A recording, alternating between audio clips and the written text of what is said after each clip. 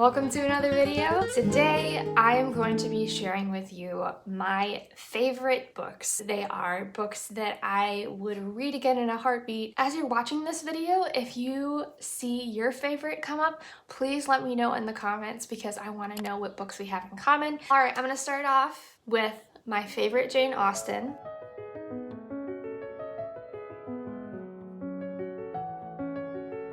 Actually probably the most bougie book that I own. It's a folio society edition, and so it comes in a beautiful folio. The first lines of the book, and then here's the spine. We have Elizabeth in white here, and then Darcy in black. Conflicting opinions and their interaction symbolized by calligraphic swirls that we have up here. There is also an ink blot right up here. As we get closer to their portraits, the colors mingle, and then around here we have the growth rings of a tree symbolizing the way that they have grown as people throughout the novel and maybe their future years together. So I just love that. I feel like there's a lot in here. Everything in a cover design is intentional. This one we have Lizzie at the piano and kind of like the judgment of the shadows of others talking in the room. You can see the reflection of Darcy in the mirror behind her. This is the one where Elizabeth is reading the letter from Darcy. That is my Pride and Prejudice, and Pride and Prejudice is one of my favorites. The next one I want to talk about is Peter Pan by J.M. Barrie, and I have this lovely Minalima design edition that has a lot of little interactive elements in it. Maps of Neverland, there are little games in here.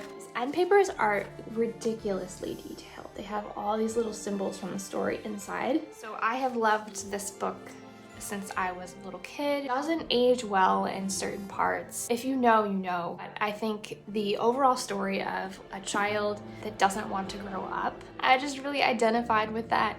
And I also just love the magical elements, and I think this story just will always be central to my childhood because it was a favorite since I was a kid, and I love this edition. Amari and the Night Brothers and Amari and the Great Game. I just can't wait to read the next installment in this series, and I will recommend this happily to any parents who are watching this channel looking for a perfect read aloud for your family, a magic school setting, and a main character, Amari, who is discovering her unique giftings and how it plays in the world around her. It doesn't take a lot to get into the world, and the next book is due out next year. Highly, highly recommend. Next up, we have a classic, and that is Little Women by Louisa May Alcott. This bind-up also has the follow-up story to Little Women, which I have not read. This novel takes place during the Civil War. So at the beginning of the story, Mr. Marsh, who is a doctor, is off serving soldiers during the war, but his daughters and his wife are at home and they're making do with some of the shortages caused by the war. They are caring for people that are sick. They are making the most of their long days without their father, and they're the most creative sisters that you can imagine. Making a play and acting it out, or writing a story, or having a snowball fight. This captures a lot of those creative and imaginative moments of childhood, and that idea of recognizing the value in things, in friendships, in your family ties, letting the things that could be devastating to your family relationships go.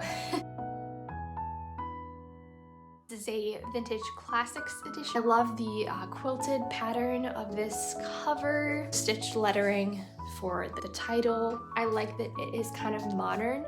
You could probably see some quilt designs from that time period that would have some similarities in the patterns that are used here, and I just love that. The next one that is also a historical fiction is A Gentleman in Moscow by Amor Towles. It's set in a hotel. We're following a character who is basically imprisoned. He is kind of sentenced to remain in this attic room of the hotel while many years of Russian history are unfolding just outside his windows. He forms relationships with the other people in the hotel. But he also was a wealthier gentleman. He was very set in his ways at the beginning of this story, and so his being kind of frozen in time in this hotel is something that propels him to some character growth as well. It's cozy, but it also has some fun historical detail to it if you like that, and it's what really made me love this author, and I have since read several other books by him, but this one is still my favorite. Next one is also in my top 7 favorites in fantasy, and that is The Princess Bride by William Goldman. I love this book. I love the movie. Very different experiences, but if you watch the movie, then you can have the characters in your head while you're reading this one, and so I think they work very well together. I like to give precise recommendations for people when they ask what my favorite book is. If I had to just give them right off the bat just an answer, Ella Enchanted by Gail Carson Levine. Incredibly short. It's a great children's book. Just flew through so many adaptations of Cinderella when I was younger, and this is still my favorite. The Guernsey Literary and Potato Peel Society. Still fairly short. I just love the setting of the book. I love the found family themes that we find in this, and there's also a romance. I wonder how the book got to Guernsey. Perhaps there is some secret sort of homing instinct in books that brings them to their perfect readers. This book is mostly told through letters. I love the book. I love the movie adaptation as well. I think both were very well done. I don't love any of the English editions. There are some that are translated that I really love the cover designs. This edition is used. I like this one, and I like that a stranger put their thoughts inside as well. Next, we have another classic, The Great Gatsby by F. Scott Fitzgerald. This is another example of a favorite that I probably had a battered used copy for many years, and I decided I was going to keep my eye out for something that I felt really evoked the time period the story is set, and also just the opulence of the story. And the Art Deco style is just a perfect pairing for that. I think it's very simplistic.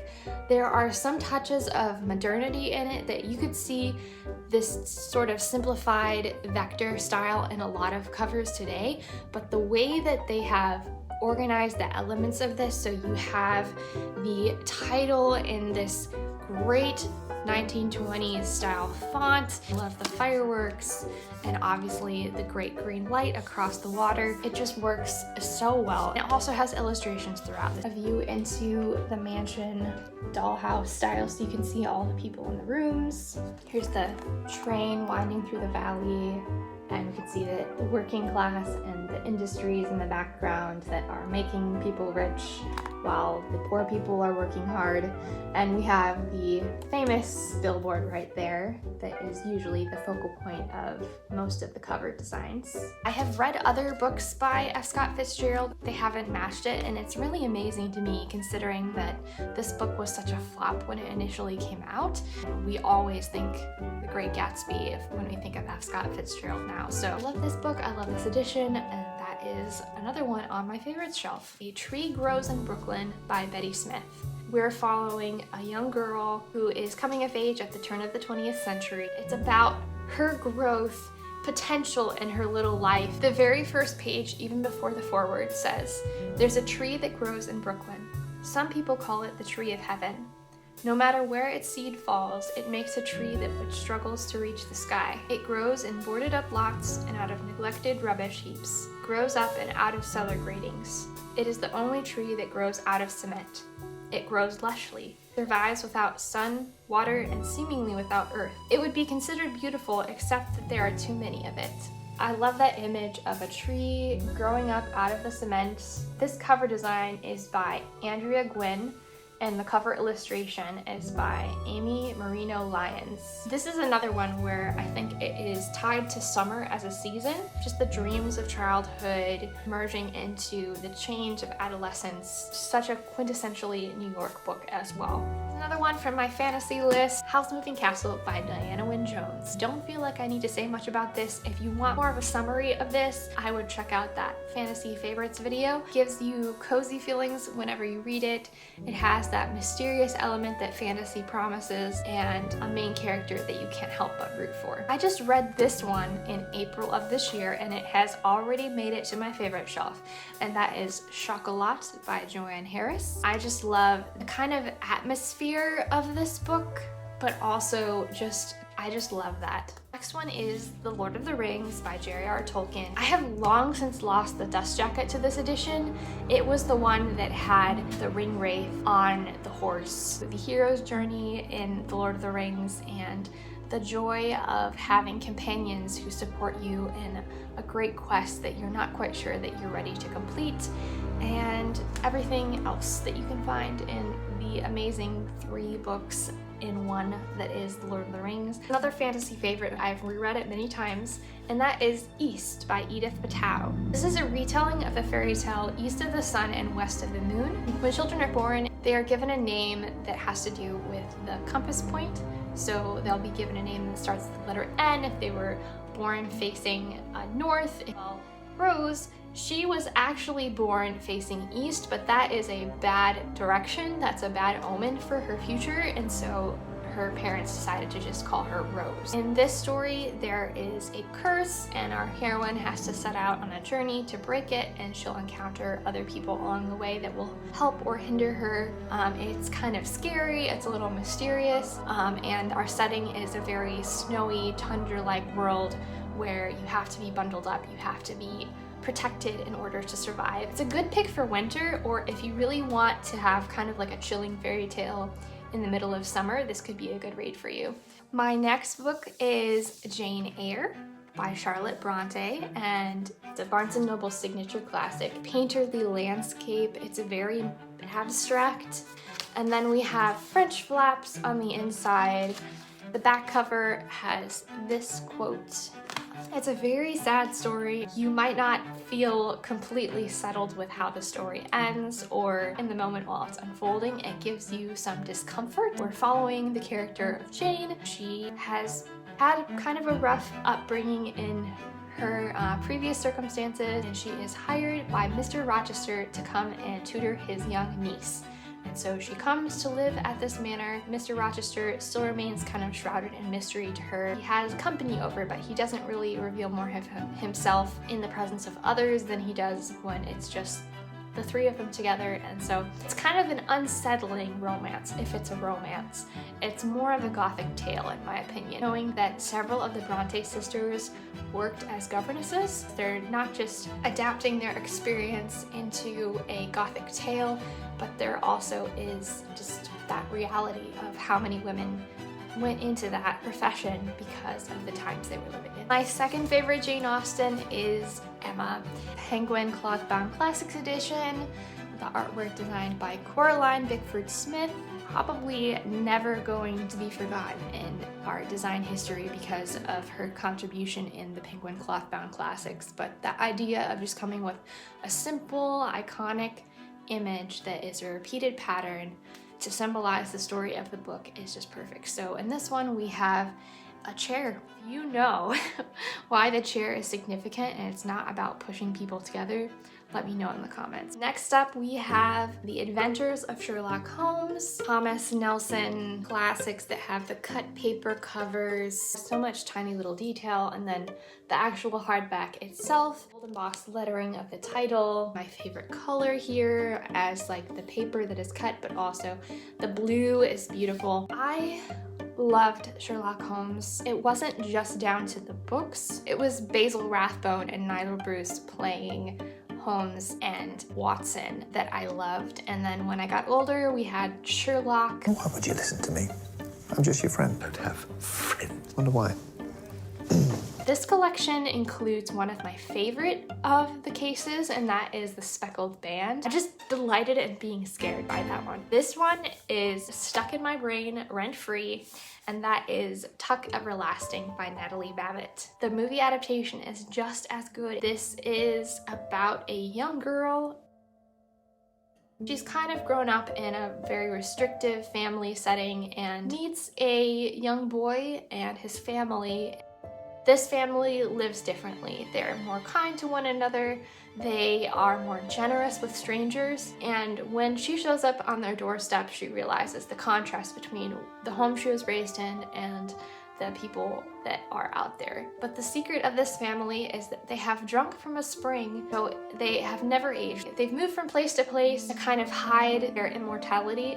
She falls in love with the young boy. She has to make the decision for herself. Will she drink from the spring and be frozen in time along with them, or will she be brave enough to live a normal-sized life and live it to the fullest? I think it's a beautiful story. It's perfect for summertime because of the atmosphere. You can just hear the cricket sounds, you can hear running through the grass and the laughter of children. Also another short one. This is a favorite book. This next one I know is going to be a little polarizing, and that is Where the Crawdads Sing by Delia Owens. This is a beautiful coming-of-age tale set in the marshes of North Carolina, where we follow Kaya, who has been abandoned by both of her parents and many of her siblings, and she does life alone in the marsh. Not so much a survival story as it is a story of endurance. Because she has been so isolated, she's kind of shy, but she's very intelligent. She has amazing hidden talents. Her connection to nature, her observation of it, and the threads of the story that are told in this. It will break your heart and then it'll put it back together again. The movie adaptation does hold up to the book, but I think that this will help you enjoy the mystery at the center of the story a little bit more than if you watched it in the film. My last one is a hefty classic. I read it last year, and that is The Count of Monte Cristo by Alexandre Dumas.